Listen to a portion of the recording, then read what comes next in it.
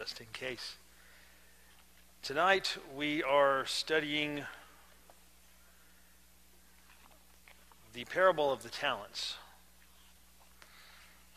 Now, in the kids' classes, what they're doing tonight, if you don't know, is tonight's theme is called Faith in Motion. And we're talking about the fact that in the solar system, or they're talking about the fact that in the solar system, everything's in motion. Everything is doing something. The sun is doing something. It's providing heat. The earth is our home. It's accomplishing something for us. Everything is movement. Everything does something. It contributes something to the universe. So the parable of the talents, as we'll see, is about doing.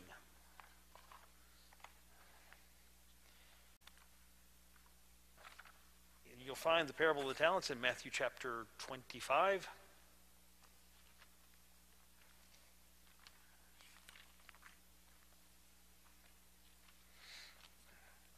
And I will tell you, first of all, I've been looked through my notes a few times. I don't know exactly how long it's going to take. I don't think it's going to take a full hour, so I figure I will just go till I don't have anything else to say, and then we'll be done. And if that's early, then it's early. Okay, that I think I can do. Okay. Yeah.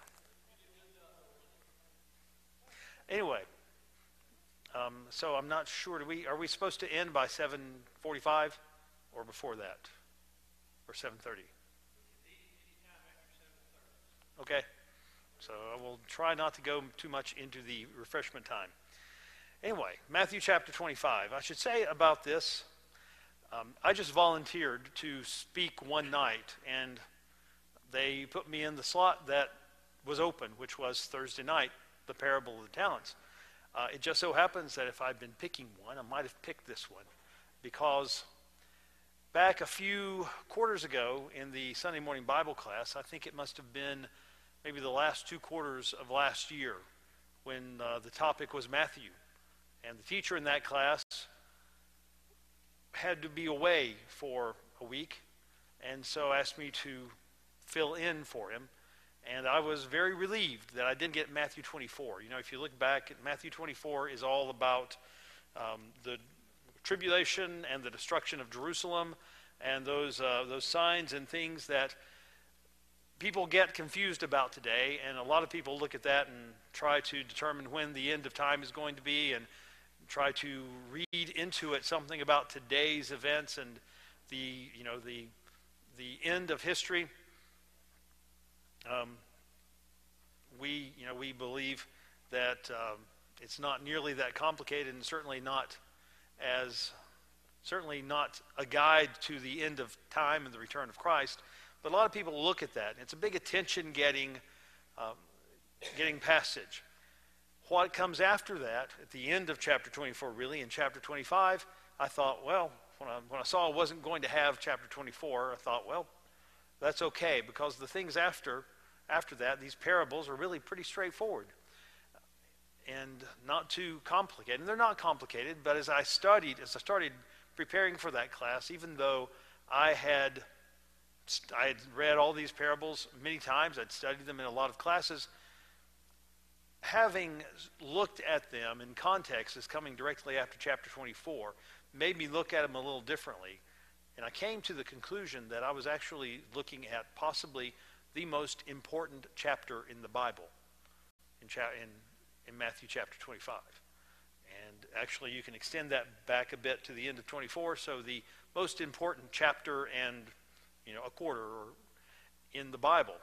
Now, I mean, anyone can argue that there's no part more important than another, and that's probably true on one level, but certainly I realized that what I was reading in Matthew chapter 25 was something that was both extremely important and largely overlooked because of all the emphasis on chapter 24. If you ever want to keep something from being noticed, keep it from being seen, and you're short on hiding places, try putting it in plain sight right beside something that attracts a lot of attention. And you will be amazed at how little it is seen, how few people will notice it. Matthew chapter 25 is something that doesn't get noticed a lot in the Bible, but it is written directly to us.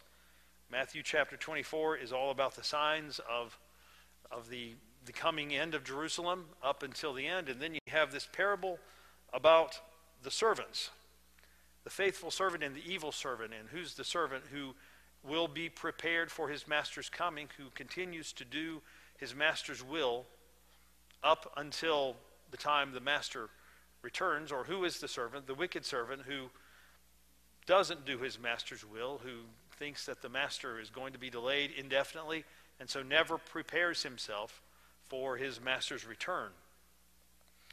And then you get into chapter 25, when there's more things about on the same subject. There are three parables in Matthew chapter 25. And the first one is the parable of the wise and foolish virgins. You've got these two groups of virgins who are preparing for the coming of the bridegroom at the wedding feast, and they all take oil. And some of them take enough oil to get them through a certain point, through the point at which they expect the bridegroom to come. Those are the foolish virgins, but they're prepared. They're prepared for what they expect to happen. The wise virgins are prepared for what they do not expect to happen. They're prepared for the bridegroom to be delayed. They're prepared to spend an extended period of time in preparation for the coming of the bridegroom. So those are the foolish virgins, the wise virgins, and they are commended in this story because they were prepared for a longer length of time, for a delay in the coming of the bridegroom.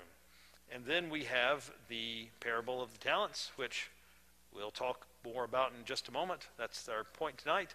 But at the end of that chapter, chapter 25, we have the judgment scene. And the judgment scene is also about preparation. All four of these parables from the end of 24 through 25 are about being prepared for the coming of the Son of God, for the second coming, for the judgment. And at the end, in the end of chapter 25, we talk about that judgment when he divides the righteous and the wicked, and he looks to the righteous and he says, and he commends them for doing things that they didn't know they'd done. It was an interesting thing to me. They didn't realize that they didn't realize the significance of what they were doing. They were simply doing God's work, and they didn't realize that it was as if they were personally doing it to Jesus. They were visiting those in prison, helping the sick, feeding the hungry. They were doing all these things, and just in the course of their daily lives, because it was their work, it was their duty. And they realized at the judgment day that was as if they were doing it to Jesus himself. And meanwhile, the other group, the wicked, we see zero sins that they have committed. We don't hear anything about murders, about adulteries, about theft, about slander, gossip, lying, anything. We just hear that they have not spent their time in this world doing those things that the righteous had. And so they are condemned for the way they spent their time. So the parable of the talents is in a similar vein as those. Let's see.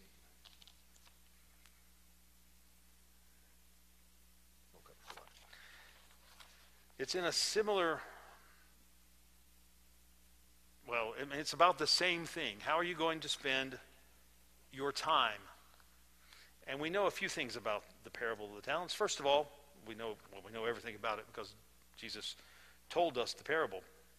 But we can gain a lot of information, several important points about our own Christian life and how we should be spending our time. But let's just pick it up and read it. And I will read the whole thing. I might stop a couple times and make some comments. But it begins in Matthew chapter 25 and verse 14 and goes through 30. For the kingdom of heaven is like a man traveling to a far country, who called his own servants and delivered his goods to them. And to one he gave 5 talents, to another 2, and to another 1, to each according to his own ability, and immediately he went on a journey.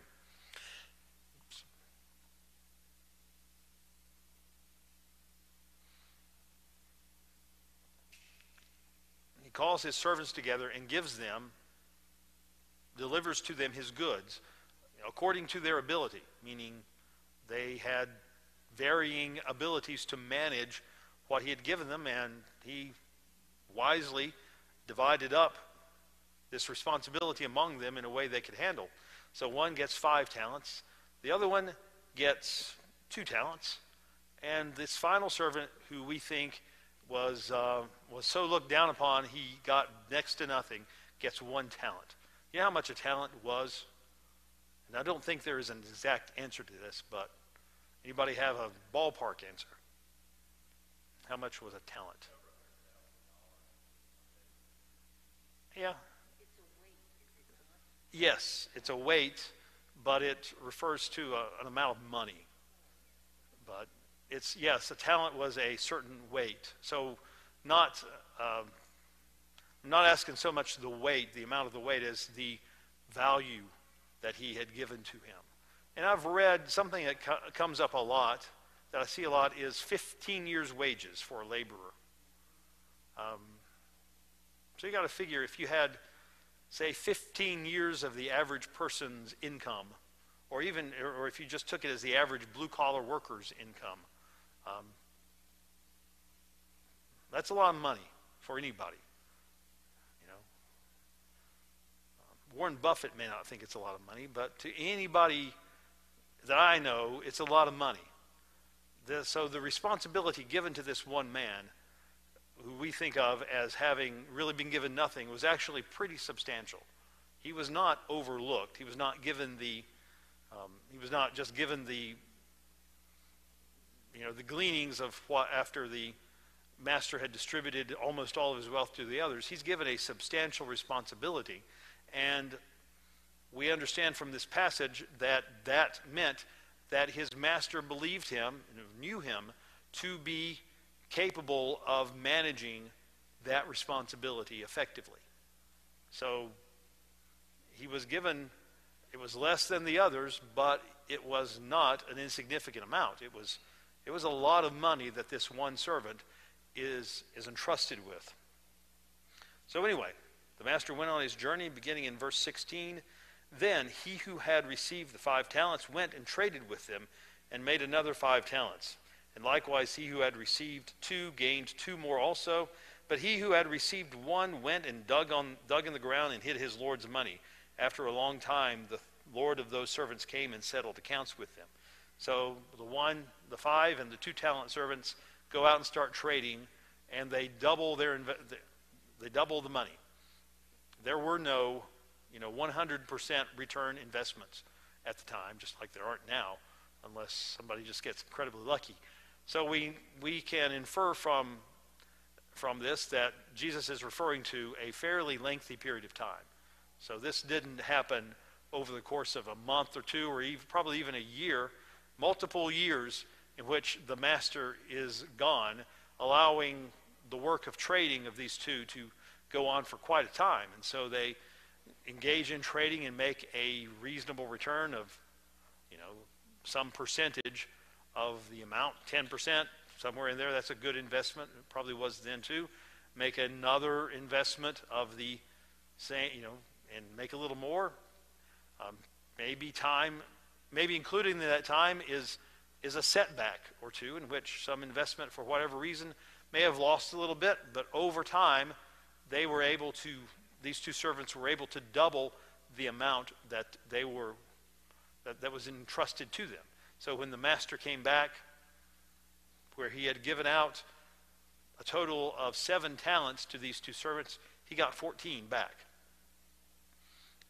I think all of us would be pleased if you turned over your savings to an investor, to an advisor, and after some period of years, he told you, okay, well, here's twice what you gave me.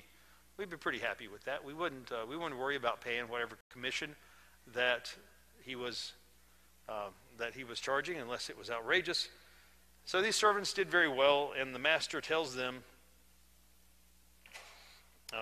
beginning in verse 20, so he who had received 5 talents came and brought 5 other talents, saying, Lord, you delivered to me 5 talents. Look, I have gained 5 more talents besides them. His Lord said to him, well done, good and faithful servant. You were faithful over a few things. I will make you ruler over many things. Enter into the joy of your Lord. He also, who had received 2 talents, came and said, Lord, you delivered to me 2 talents. Look, I have gained 2 more talents besides them. His Lord said to him, well done, good and faithful servant. You have been faithful over a few things. I will make you ruler over many things. Enter the joy of your Lord. You know, a commentator that I was reading on this subject a while back on this passage said that what we're seeing in the master's reply, enter into the joy of your Lord, is something of he called it the application intruding upon the illustration, meaning that what Jesus is telling them about for a moment sort of goes into the story. So this is not, enter into the joy of your Lord is not something that a master is likely to say to his servant, you know, that who has invested his money well. He's liable to say, okay, you've earned this or that, or you've done a good job. What seems to be happening in this parable is that Jesus is taking really what he would say to his servant, literally, the story that he is, or the reality which he is trying to illustrate in this story, and putting that into it so that this is what God would say to us if he comes back and finds that we have served him well. This is what we'll hear. Enter into the joy of your Lord. That's where that comes from. That's the significance of that passage. Enter into the joy of your Lord. What does that mean exactly?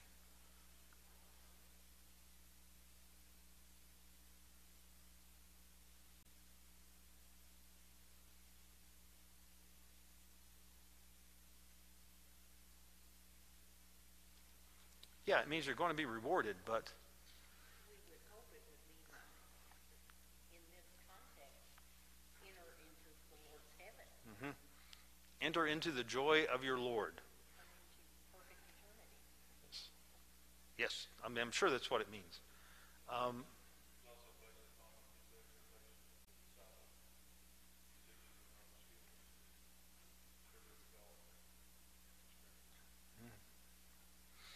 Yes, yes.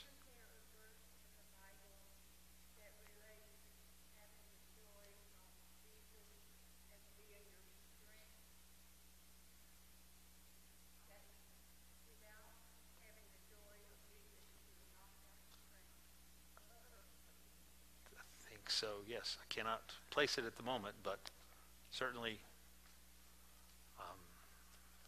yes, it's another instance of the joy of the Lord. What I think when I read this, yes. Mm-hmm. Right.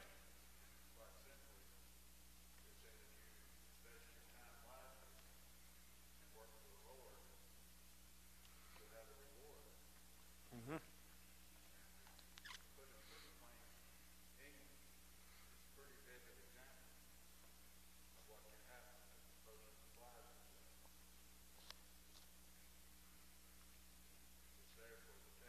Yes, that is true. It's there. It's available to us. It seems to me that what Jesus is saying, the joy of your Lord, is a description of something that is a bit beyond us. Enter into the joy of your Lord. And that now, because you have done this, I have chosen to make available to you something that is so far beyond you that not only could you not achieve it, on your own. You can't actually even understand it until you're there. The joy of your Lord. It's a collection of such positive words, the joy and Lord, that it eclipses, or it goes beyond what we could hope for in our reward. And you can imagine a servant who has done, a slave really, who's done what his master told him, and expecting to hear, okay, well, you've done a good job. You have a higher status in my house now. And then hearing the joy of your Lord, hearing something far beyond even what you've earned in doing such a good job and what you expected. The joy of your Lord. Jesus is hinting to us that the reward for serving him well is boundless, really. Howard. It seems to me, in this general context here, he's saying you're about to be placed in a position that you never thought was possible. And in the broad context, he says to us, heaven awaits. Yeah, heaven awaits. And a position that is beyond, even though the Bible tells us a lot about it, we'll never quite get to the point that we can understand it or contemplate it fully, or until we see it. So Jesus is letting us know that whatever it is, whatever the greatest reward we can hope for, it's going to go beyond that.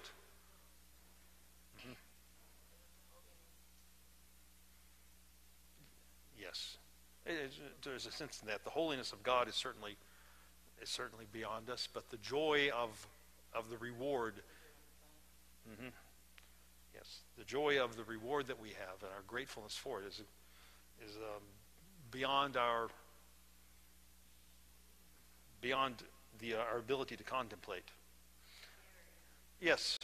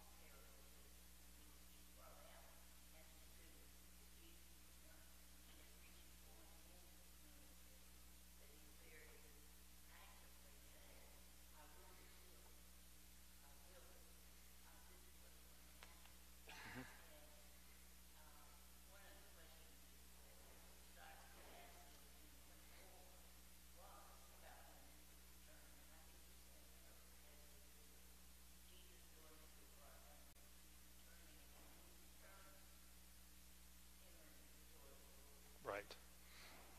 I agree with that. Jesus is... Yeah, that's okay. It was a good one. Jesus is... Yeah, the question... Everybody wants to know when he's coming back. And Jesus' answer repeatedly in these parables is, don't worry about that. Worry about what you do with the time that you have now. That's what these parables are about. Not... I'll be back when I get back. You do what you're supposed to till I get here. Yes, exactly. Sounds like my mother.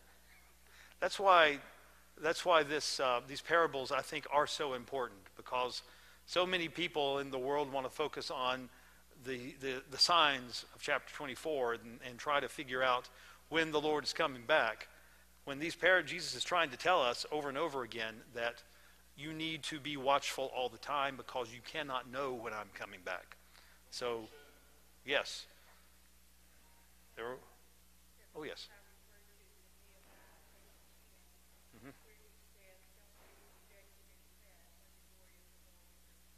The joy of the Lord is your strength. So don't be sad, because sadness is weakness, really. If the joy of the Lord is strength, then being without that joy is weakness.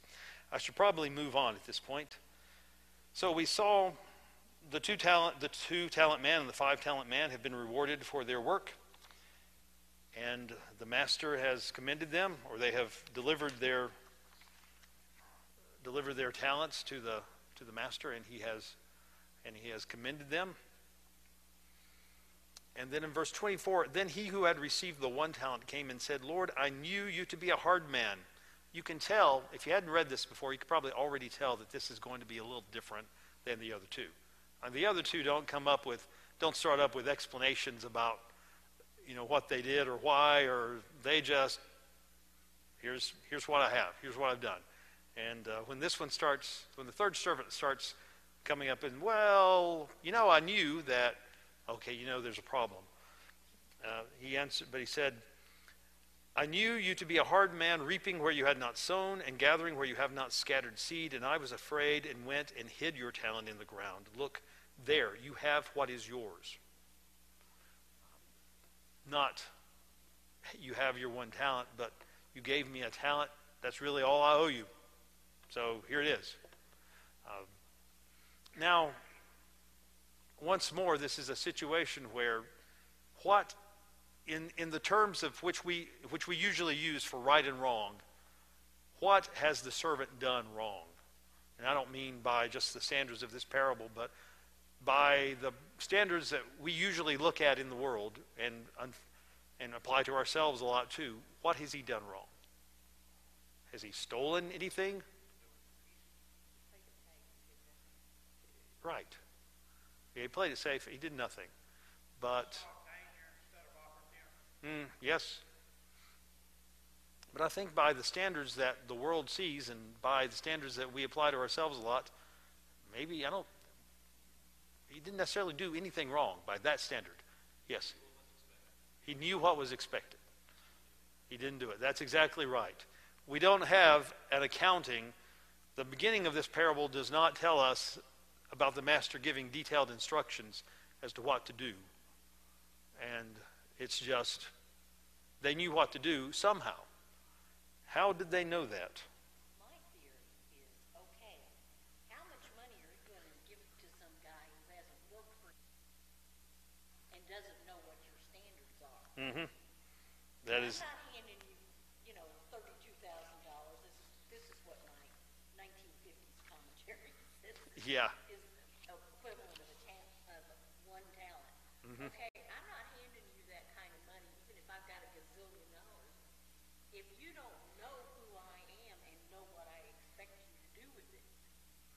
Mm-hmm. So, to me, these men have been working for this master long enough to figure out what he expects. Whether he tells them, I want this. At some point in their careers, he has said, I want this, and this. Yes. And they've worked for him long enough to figure it out. Mm-hmm. No doubt they have done what they are supposed to be doing before under his supervision. And now he said, you can do it while I'm gone. You know what to do. You can turn over if you want to Luke chapter 2. And in 46 through 49,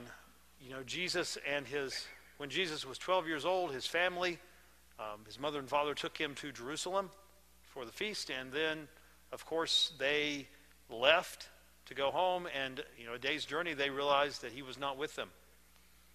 So of course it's back to Jerusalem, and they spent 3 days looking for him. After 3 days, they came across him in the temple, and it says in verse 46, now so it was that after 3 days they found him in the temple, sitting in the midst of the teachers, both listening to them and asking them questions, and all who heard him were astonished at his understanding and answers. So when they saw him, they were amazed, and his mother said to him, Son, why have you done this to us? Look, your father and I have sought you anxiously. And he said to them, Why did you seek me? Did you not know that I must be about my Father's business? So Jesus, he's essentially saying, why did you spend 3 days looking and then come here? Why was this not the first place you looked for me? You could have known that I would be doing my Father's business. So Jesus is the example for us. The 12-year-old Jesus is the example for all of us grown-ups who, in that he went about his Father's business. This is also what the parable is, I think, telling us. They were to be, we don't have We don't have exact instructions, but these servants were to go about their master's business. They were to do their master's work. They were to do what the master would have done with his 8 talents if he had been there to do it. So this third servant knew what he had been doing, because as you pointed out, he'd been doing it for a while. He knew exactly what to do.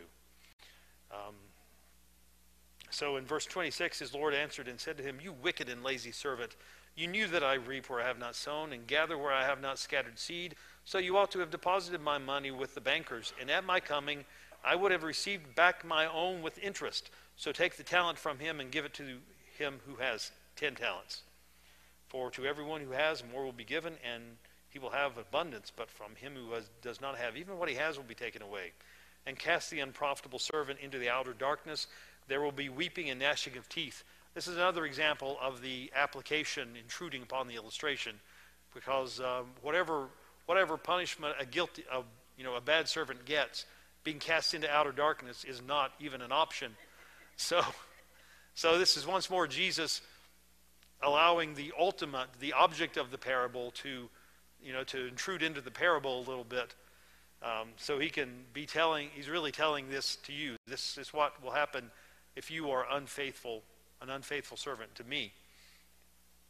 So it is interesting that the servant's excuse here is in fact his condemnation.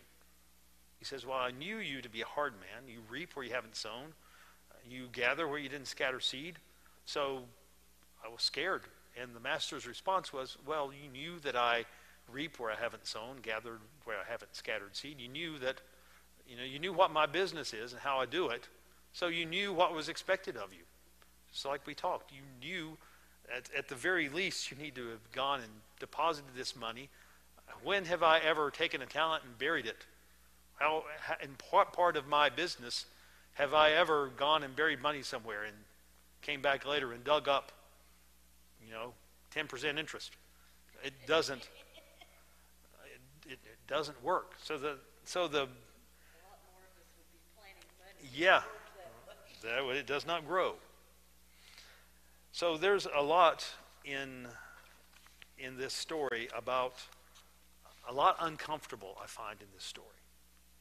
The most uncomfortable thing I find is that both in this and the parable that follows it of the judgment, we don't hear a list of terrible sins that people have committed for which they are condemned. We don't. What we see condemnation for idleness, for not doing when you had the opportunity and the knowledge to do. In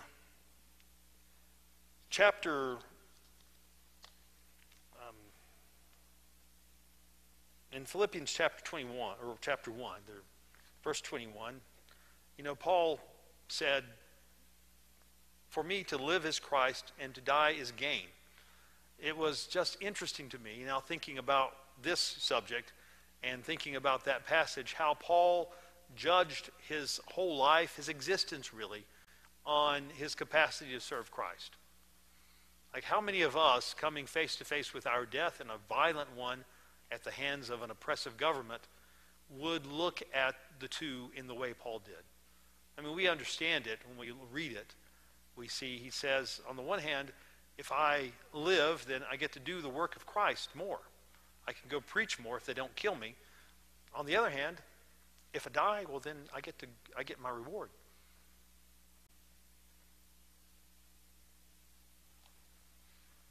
How it takes time to condition yourself to the point where that's what you look at. But it can be done over time. I don't think when Paul got his eyesight back from after and was baptized by Ananias, I do not think that he would have spoken exactly this way. But I think after decades of working, after decades of taking the opportunities he had and working for the master, he was at the point where that was all he could think about. Oh, that was what life was to him. This is not something that you just decide one day to become. It is something that you become gradually over a period of faithful, devoted service. And it was another thing that when I was thinking about Paul, also on this subject, I was reminded of, in Acts, at the end of the book of Acts, in chapter 23, when Paul was in prison, the Lord stood by him in verse 11 and said, "Be of good cheer, Paul, for as you have testified for me in Jerusalem, so you must also bear witness at Rome." That was an encouragement to Paul. Don't worry, you're going to be okay, because you're going to get to preach more. That was a great thing for Paul. You're going to have the opportunity to do more work for me. And this was how he encouraged Paul. You're going to get to go to Rome. And so, of course, when Paul was given the opportunity to face his accusers among the Jews, he knew better than that, and he appealed to Caesar so he could go to Rome. And, in chapter 26, he's before Agrippa and Festus with an opportunity to defend himself. You remember that defense? He almost said nothing about the actual charges against him. It was maybe the worst defense in the history of defenses, because he did not attempt to defend him. He could have walked out of there free. In chapter 26 and verse 32, Agrippa said to Festus, "This man might have been set free if he had not appealed to Caesar." He could have just walked away free if he wanted to defend himself. But he wanted to go to Rome so that he could fulfill what Jesus had said to him of bearing witness to him in Rome. He allowed himself to be placed in the power of the Roman Empire, imprisoned, taken to Rome as a prisoner. And what Jesus said, what the Lord said to him in chapter 23 was not for so you must also bear witness at Rome, and then after that they'll let you go. It did not. It could well have been, you must bear witness at Rome, and then after that they'll kill you. Paul did not question. Okay, Paul did not say, well, what happens after that? He just said, I get to go to Rome. I get to preach at Rome. Oh, here's my chance. So I can appeal to Caesar and be taken as a prisoner. Well, great. I'm going to go to Rome. I'm going to serve the Lord in Rome. Paul saw his responsibility as a servant very seriously. So he was definitely in the category of, if Paul had been one of the servants of the parable, then he might have been like the 15 talent servants who had a 300% return. But this parable to me is like the other parables around it, are a warning that, on the first place, avoiding sin, avoiding the things that we look at and say, oh no, you can't do that. That only establishes the condition for us to serve the Lord. It only puts us in a position where we can serve him without having obstacles or things to detract from the service. It only gives us an opportunity to serve him well. That's just the beginning. Staying away from worldliness is only the beginning of being able to effectively serve him. So many of us in our lives think that we're doing well if we're just not committing the sins that the rest of the world is. And that's a good start. That's about all we can say about it. It's a good start. It's essential. We have to do that. But that's just the beginning. Yes. Yes.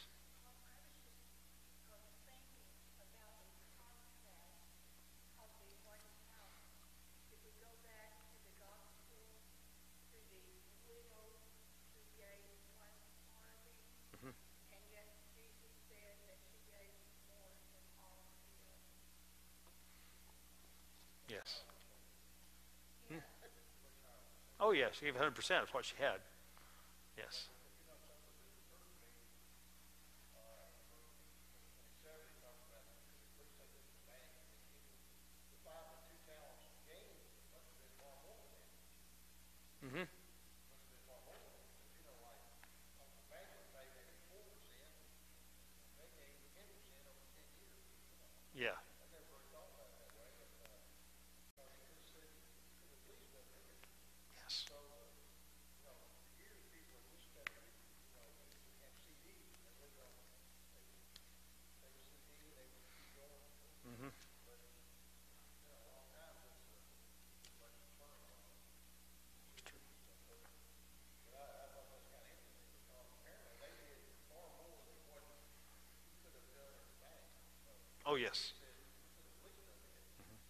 Yes. At very least, you should have given it to somebody who would give you something. Yes. The master said it, if you couldn't bring yourself, if you couldn't think of anything else, or you were afraid to do anything else, well then, the bank is safe. They'll put it there, and I'll get my interest. And you will have accomplished something in my service. Once more, hole in the ground, not an accomplishment. Anyway, I have one more thought on this subject. This is related to it, but it's also related to a number of things. The more I think about it, and I guess maybe the older I get, I don't like to use language like that, but I become more convinced that there is one obstacle to our service, to our righteous action as Christians.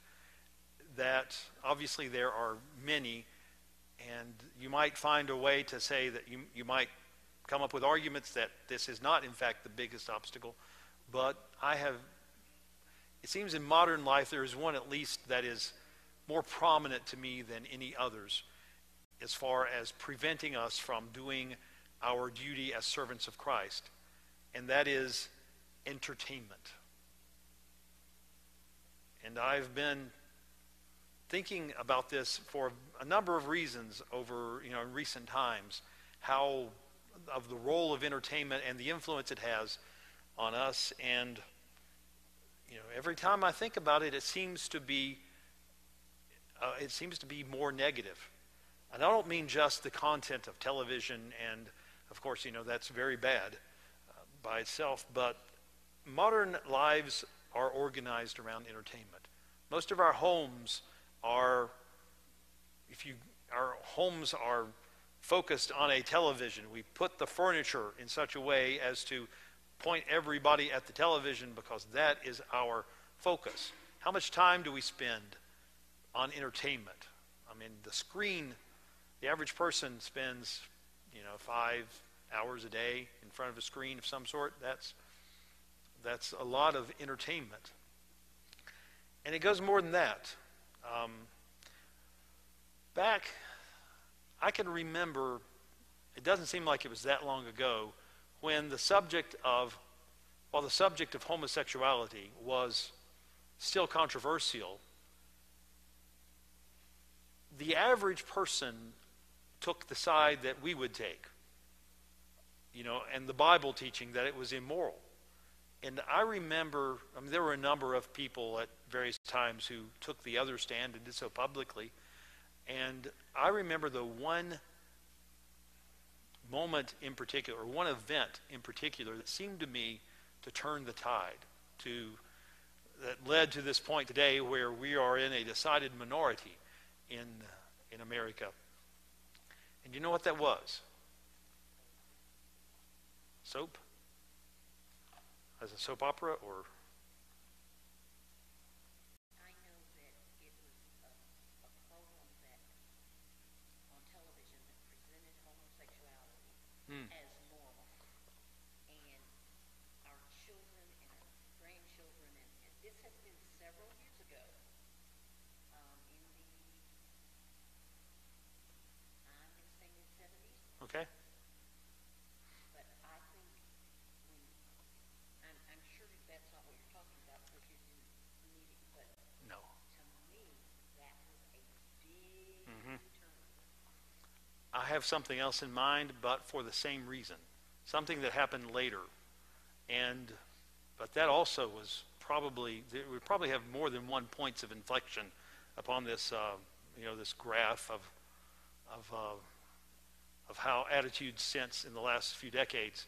What I'm thinking of was Ellen DeGeneres. If you remember, she had a sitcom, and her character on that sitcom said one day that she was a homosexual.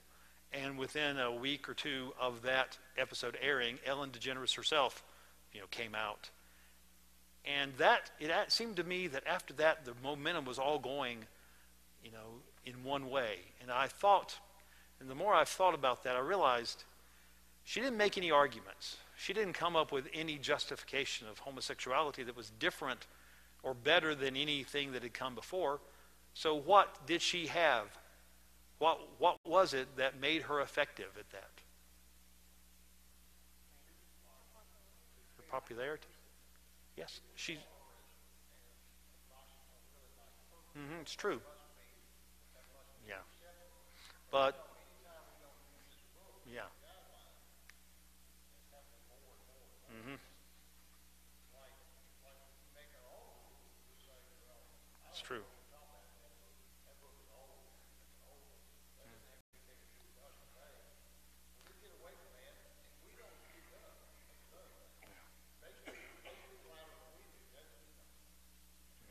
Yeah.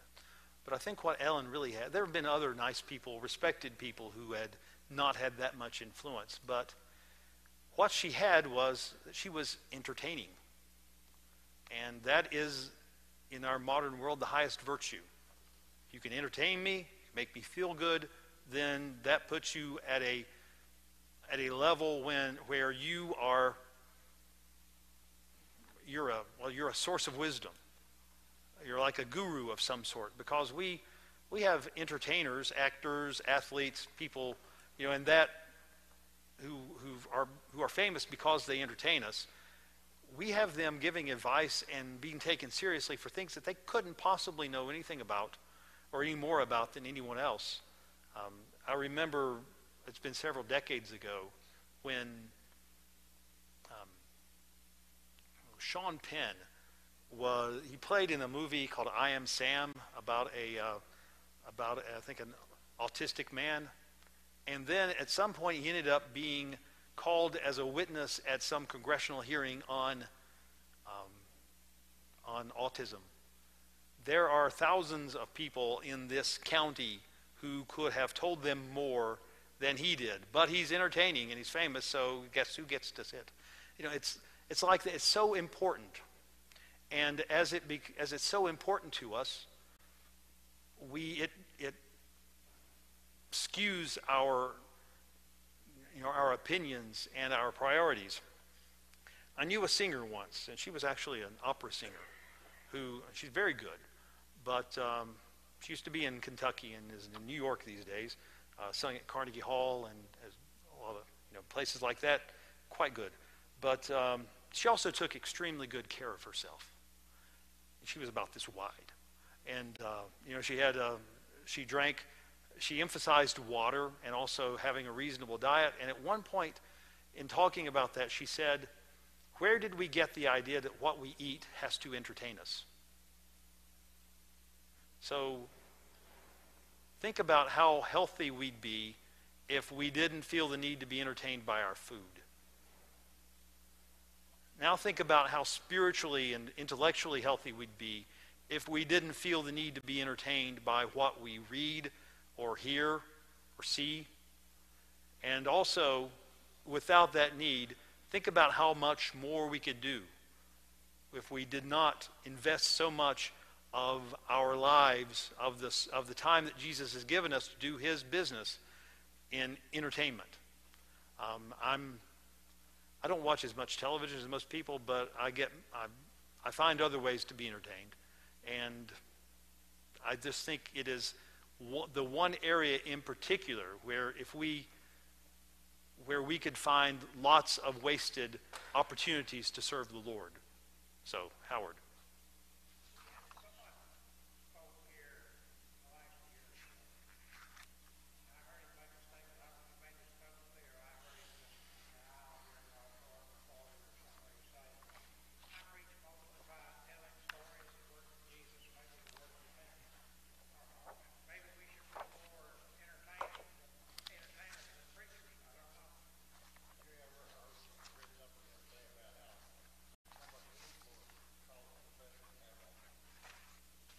How much influence who?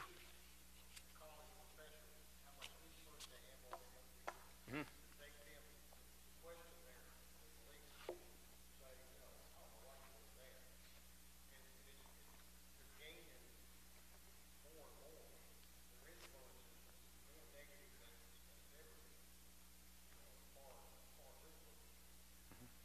So anyway, oh yes. Oh, sorry. You're next.